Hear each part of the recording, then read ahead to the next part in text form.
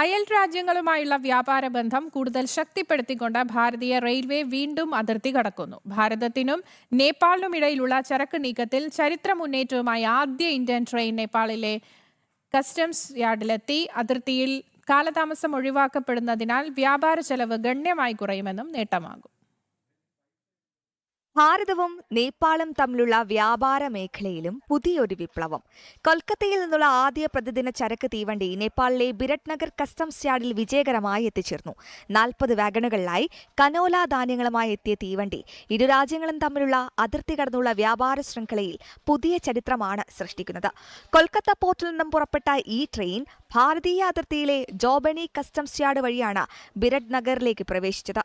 North east frontier റെയിൽവേയുടെയും കൊൽക്കത്തയിൽ നേപ്പാൾ കോൺസുലേറ്റിന്റെയും പങ്കാളിത്തത്തോടെ container corporation of Bharat ലിമിറ്റഡാണ് ഈ ചരിത്രയാത്ര യാഥാർത്ഥ്യമാക്കിയത്. ഇരു രാജ്യങ്ങളും തമ്മിൽ നിലവിലുള്ള ട്രാൻസിറ്റ് ഉടമ്പടിയിൽ വരുത്തിയ നിർണായക ഭേദഗതികളെ തുടർന്നാണ് ഈ പാത പൂർണ്ണമായും വാണിജ്യ അടിസ്ഥാനത്തിൽ പ്രവർത്തനം ആരംഭിച്ചത്. മുൻപ് നേപ്പാളിലെ ബിർഗഞ്ചിലേക്ക് മാത്രമായി പരിമിതപ്പെടുത്തിയിരുന്ന ചരക്ക് തീവണ്ടി ഗതാഗതമാണ് ഇപ്പോൾ ബിരട്നഗറിലേക്കും വിപുലീകരിച്ചത്. 2023 ജൂണിൽ പ്രധാനമന്ത്രി നരേന്ദ്രമോദിയും നേപ്പാൾ പ്രധാനമന്ത്രി പുഷ്പകമൽ ദഹൽ പ്രചണ്ഡയും ചേർന്ന് ഉദ്ഘാടനം ചെയ്ത ജോബനി ബിരട്നഗർ ബ്രോഡ് ഗേജ് പാതയിലൂടെയാണ് ഈ സർവീസ് സാധ്യമായത്. ഉൽപാദന വിതരണ ചെലവിൽ 20 മുതൽ 30% വരെ വലിയ ലാഭം ഉണ്ടാകുമെന്നാണ് വിലയിരുത്തൽ. കൊൽക്കത്ത, വിശാഖപട്ടണം തുറമുഖങ്ങളിൽ നിന്ന് ഇനി നേരിട്ട് ചരക്കുകൾ ബിരട്നഗറിലെത്തിക്കാം.